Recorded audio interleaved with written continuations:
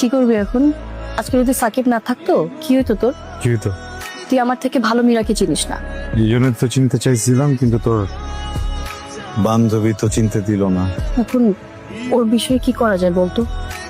ওকে আমার বাসা নিতে পারবো না। ওর বন্ধুলা ভাই খুব ভালোভাবেই আমাকে চেনে, যেখানেই রাখি ওকে খুঁজে বের করবেই।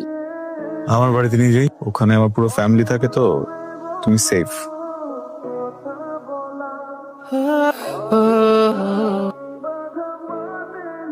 কেমন আছো? ভালো আছিস? মীরা, আপু আমার আসসালামু আলাইকুম। মীরা আমার আম্মা, আমার এটা মীরা। ঘরে নিয়ে যাও রে। আব্বা কই? তোর আব্বা বউর অফিসে গেছে, কালকে চলে আসবে। কে খালা?